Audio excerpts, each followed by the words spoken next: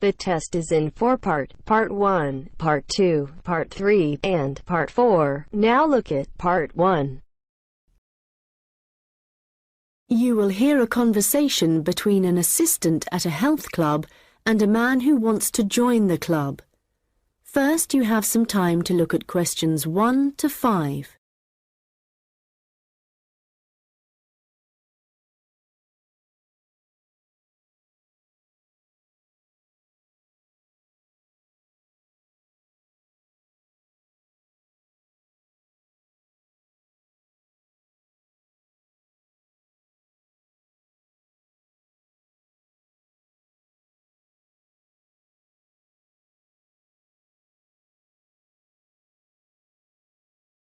Hi, can I help you?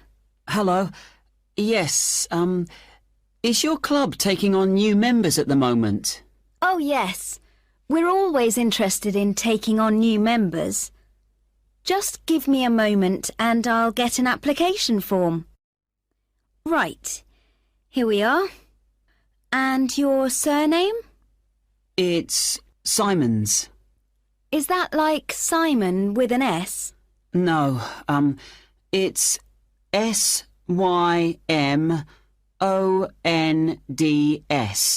Most people find it rather difficult to spell. I see. It has a silent D. I guess a lot of people miss that.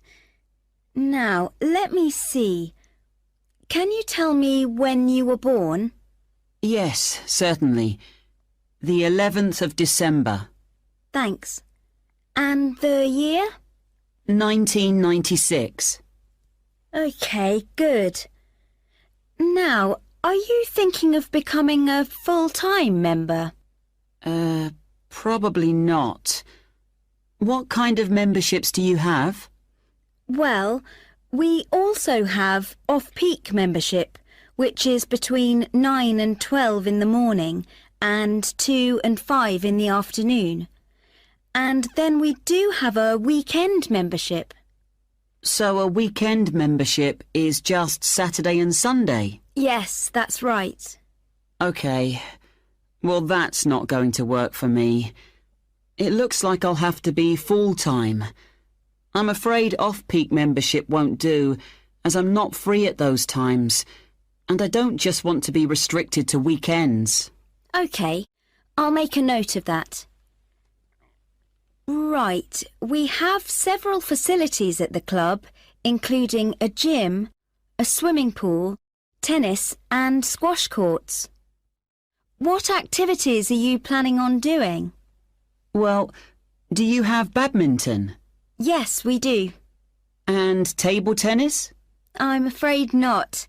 Well, not at the moment, anyway. Oh, OK. Well, I'm also very keen on swimming, so I'm glad you have a pool. I'll certainly be doing a lot of that. OK, I've got that. Will you be using the gym? No, I'm not interested in that. OK. So just let me work out what the cost will be. Yes, that comes to £450 for the year. You can choose to pay annually for the full year or monthly. It's up to you. Oh, I'd prefer to pay regularly in small amounts, rather than have a large amount to pay in one go, if that's OK. Sure, that's fine. Right, I've got the most important details for now. Before you hear the rest of the conversation, you will have some time to look at the questions 6 to 10.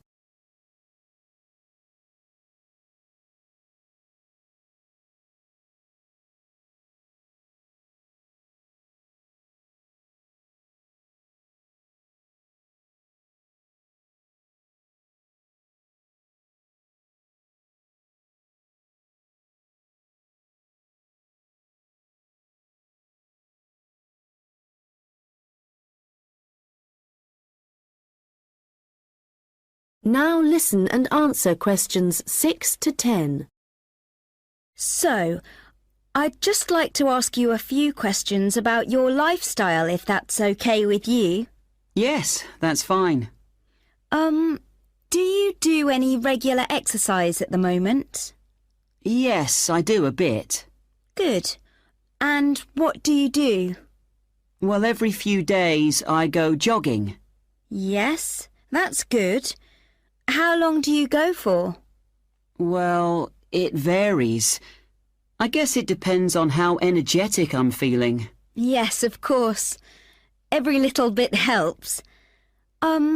Do you have any injuries at the moment? Well, I did break a bone in my foot playing football a long time ago, but that's all healed up now. But in the last few days, I've realised I have a bad ankle. I think I must have injured it last week, and it's a bit sore now. But apart from that, I'm fine. Right. I guess you might need to rest it for a few days to let it recover. Yes, I will. So, let me just ask you what you want to achieve by joining the club. Do you have any targets or goals? Well, I suppose my main aim is to build up my fitness level. Is that the kind of thing you mean? Yes, that's fine. All the activities you're going to be doing should certainly help you with that. OK. And could you tell me what you do for a living? Well, I was a student up until recently. OK. So what are you doing at the moment? Well, I'm a charity worker. Oh, that's fine. I'll write that down. OK, nearly done. One last question. Can I ask how you heard about the club? Did you see it advertised or did you go to our website, for example? Well, I've been looking for a health club for a while, and I asked my friends for suggestions, but they weren't much help. And then I was listening to the radio, and your club was mentioned. So I thought, I'll go along and see what it's like. Great. Well, we look forward to having you as a member. You now have half a minute to check your answers.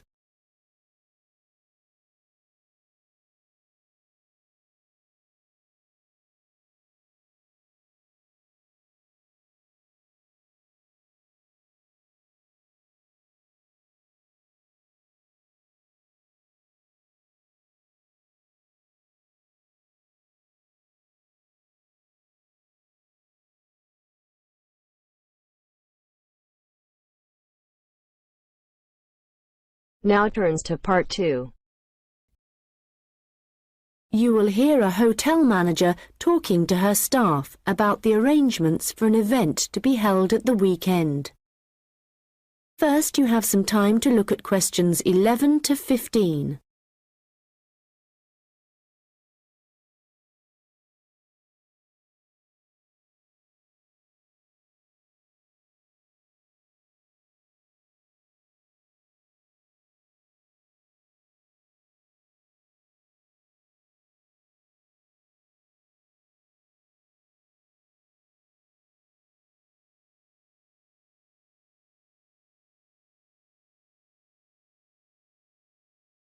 Good morning, everyone.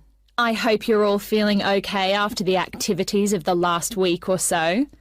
I know you've all been working very hard recently, and we've been exceptionally busy, especially with the wedding last weekend and the trade fair straight after that. And now we have only 3 days to prepare for the birthday party this weekend. The events recently have gone extremely well, and the hotel is beginning to get a very good reputation, so we need to keep it up. At the moment, we don't have exact numbers of guests, and though we usually only cater for groups of less than 50, we will have quite a few more than that. So, as I said, not sure of numbers, but of course we won't go over the maximum of 100. But it's likely that we will need all of you to work this weekend, so if any of you can't, please let me know as soon as possible. Right, so what time will the event start? Well, the invitation says guests should arrive between 7:30 and 7:45, But our experience is that there are always a few who like to arrive early, so we'll expect the first people at 7:15.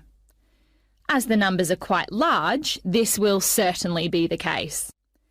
Food will be served at around 8:30, and then, depending on how long the meal takes, the entertainment will start about 2 hours later.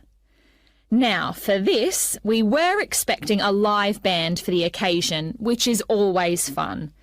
But apparently this has been cancelled due to illness. So, the hosts know someone who is a comedian who will be replacing the band. We had hoped that the resident magician who worked here through the summer would be able to help out, but they weren't keen on that idea. Before you hear the rest of the conversation, you will have some time to look at the questions 16 to 20.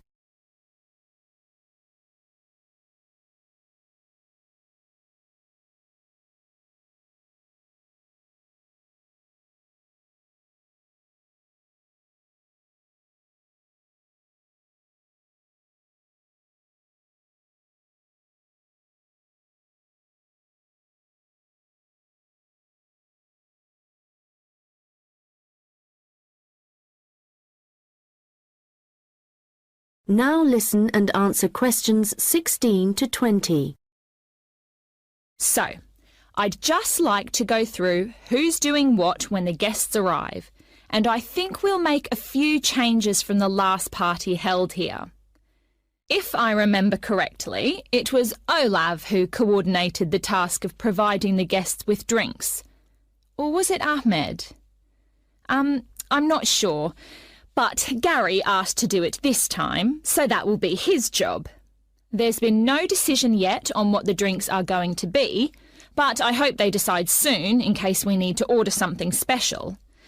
Now, for receiving the guests' coats and hats, it's important we have someone experienced doing this, as we don't want guests losing their belongings. And Monica, last time this was your responsibility. Susan, I know you wanted to do this, but as the numbers are quite high for this event, I won't make a change here. Right. Now, last time there was some confusion as to where guests were supposed to go once they had deposited their things, and we had guests roaming around the whole hotel. So, Ahmed and Olav, I believe you discussed the problems with Susan and thought she would be good at guiding guests after they had arrived. And I'm fine with that. Right, and now for some general instructions. Once the guests have arrived, they will be in and around the lounge area, and then at around 8:30, we need to get them to move to the restaurant for their meal. This often proves difficult and can take a long time, so I will ring a bell so that everyone knows it's time to eat. Hopefully, this will speed things up a bit. Also, for this event, there'll be a seating plan, so the guests won't be able to decide for themselves where to sit. They'll have to sit according to the plan. There will be a plan on each table, and I've been thinking about where to put the master plan so everyone can view it before they enter the restaurant. As they'll be spending quite a while in the lounge, I've decided to also put a plan there. This should speed up the start of the meal. Once the meal starts, you'll all be very busy waiting on the tables, and I'm sure I don't need to tell you to be good-humoured and polite to all the guests. The organiser of the event will be saying a few words, and so will two of his colleagues.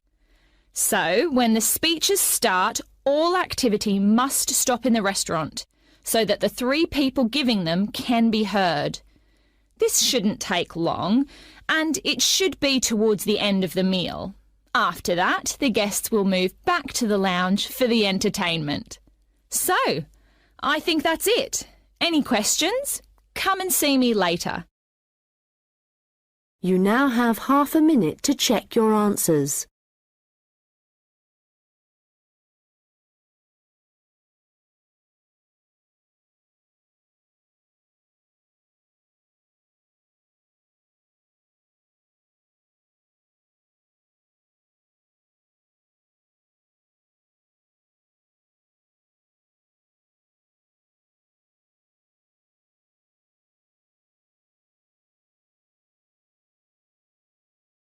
Now turns to part 3. You will hear two students discussing an assignment.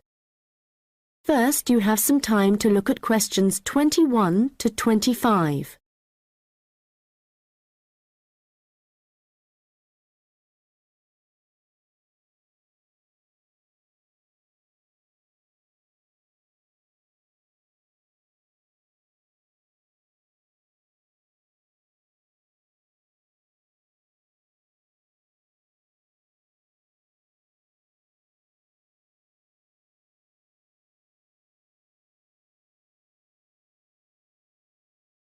Hi, Melanie. What did you think of the assignment that we got today? It looks interesting, doesn't it? Yes, Alan. I've always been interested in recycling, but there's a lot of research to do. Yes, there are a lot of things I'm unsure of, so it's going to be good working with you. OK. Well, why don't we start by making a flowchart from the notes our tutor gave us? Yes. So, on one side we could have the paper production cycle, here on the left, and on the other side the recycling. Good idea. Let's start at the top with the production. The first step in the process is to get the raw materials. Yes, and they tend to come from pine forests. OK. And then the bark is removed from the outside of the tree, and after that the wood is chopped up. That's the first 3 stages. It sounds a bit complicated after that. It says water is added and then the mixture is heated and made into pulp. This will be the thick paste that is used to make paper. Yes, you're right, because after that they use a machine to make the paper, and we can put that right in the centre of the flowchart, because it's also where the recycled paper joins the process. Yes. So, once the paper has been produced in the machine, what happens then? Well, I think we should write print as the next step, because this is when newspapers, magazines, etc. are produced. And we could also add that they have to be distributed to stores and people's homes. Right. Then the recycling bit starts.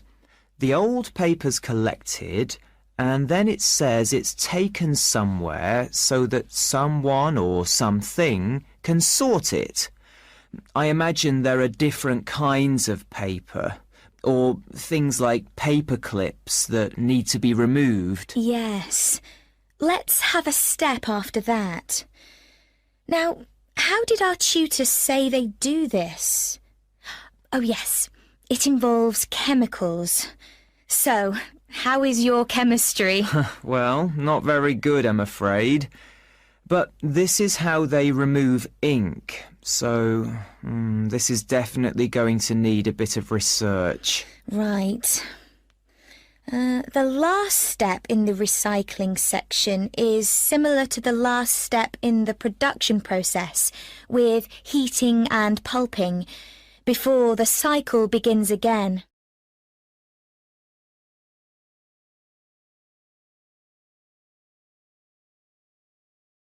Now listen and answer questions 26 to 30. So, I think going through the processes helped. Now we need to decide how we're going to do this assignment. Yes. I guess what we need to do is take the processes and divide them up between us. But we could start thinking about an introduction. Yes, OK. Well, I can start doing that. I think I have enough to go on already. Good. And there are a few areas where we need a lot more information. I think I'll start with something easy. Let's say the paper collection. I could go to the resource centre to do some research. Well, I think a better idea would be to approach someone who's involved in the process. What about contacting the council? Oh, good idea. Yes, I'll do that instead. They're bound to have some information. And I know just the thing to add to our work to make it even more interesting. And what's that? Well, in my last assignment, I added a few pictures, and the feedback I got was that this wasn't academic enough. So what might really bring it to life would be to include some data, provided we can find some. Yes, that sounds excellent. Well, we certainly have a lot to do, and not much time to do it in. You're right. I think we have about 5 weeks, so I suggest we create a plan of work today. The end of the month is nearly 3 weeks away, and then we have a few days holiday. Yes, so let's see if we can get the first draft done by then, so we can take a short break. OK. Then after the break, we'll have just over a week to complete it. I wonder if we could get someone to review our work for us a few days before the deadline, so we can make some final changes. What about your friend, Henry? Well, the best person would be our tutor. Henry's very good, but he's taking a whole week's holiday, and there won't be enough time when he returns. OK then, that's fine. You now have half a minute to check your answers.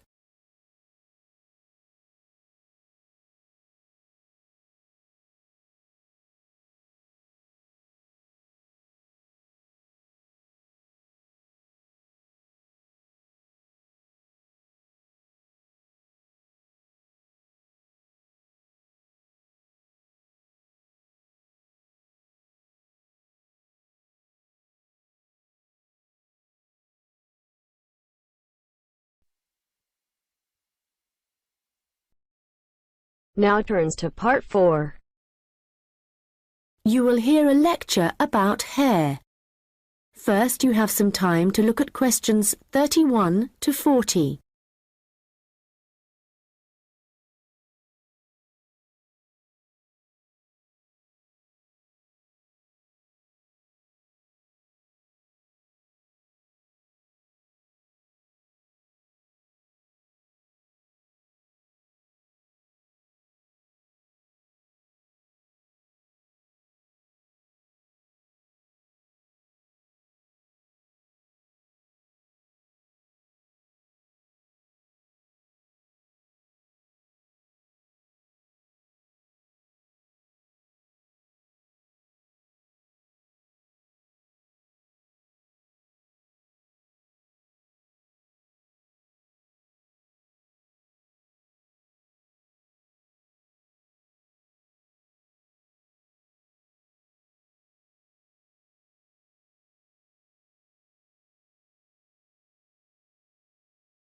Now listen carefully and answer questions 31 to 40.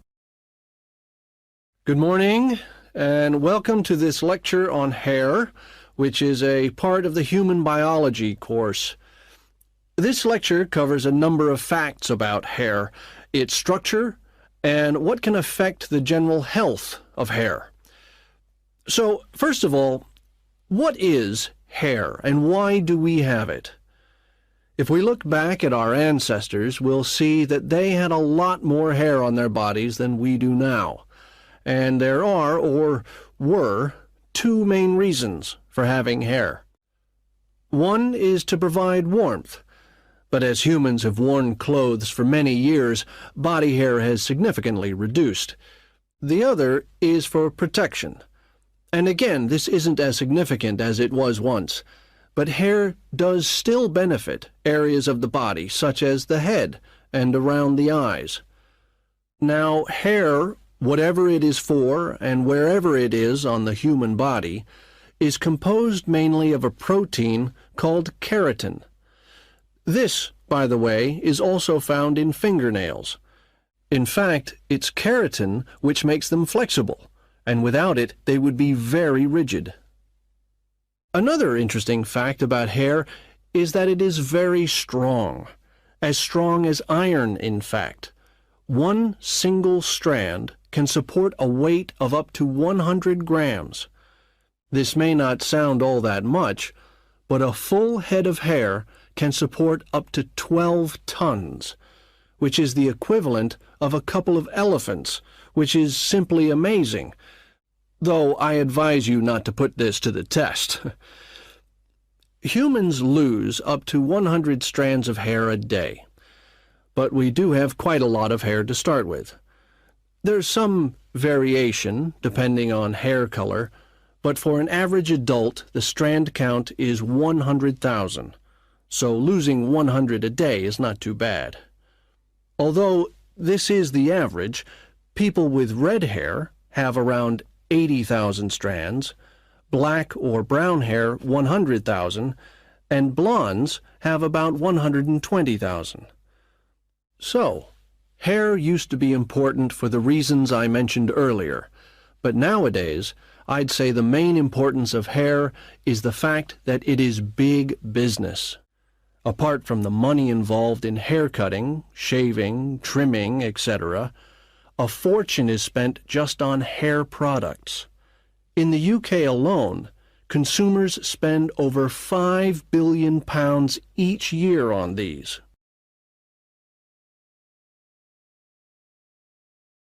So next, I'd like to just give you a quick overview of the structure of hair.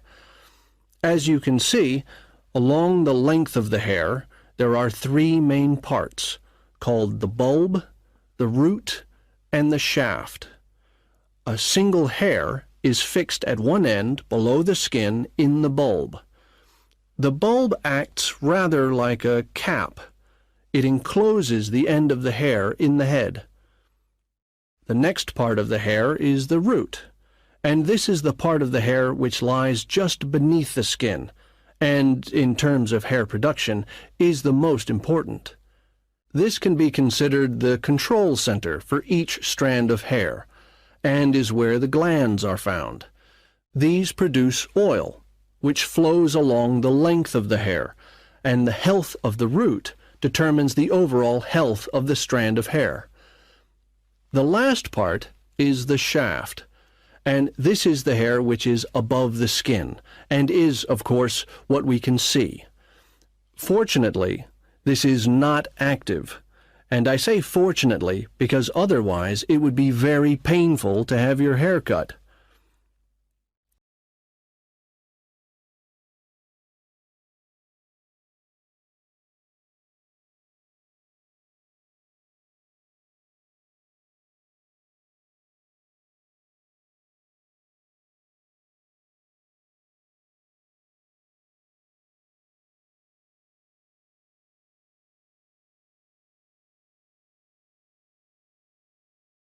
And finally, I'd just like to go over a few factors that impact on the overall health of hair. Like every other part of the body, our diet, that is, what we eat, is extremely important to the condition of our hair. But whereas a change in your diet to, for example, eating unhealthy foods will soon be noticeable in your skin, changes to your hair will take a lot longer. A change in diet today could take several months to have an effect on your hair. And so, what is the key to healthy hair? Well, eating a balanced diet is the most important thing. There are a number of vitamins that are vital for good hair health. The main ones being vitamins C, D, and E. And in a balanced diet, all these vitamins should be readily available. If you need a boost of vitamin C, for example, one of the best things to eat are blueberries. For vitamin D, the best examples are fish, mushrooms, and eggs. And for vitamin E, nuts and seeds. Right. So let's go on to what it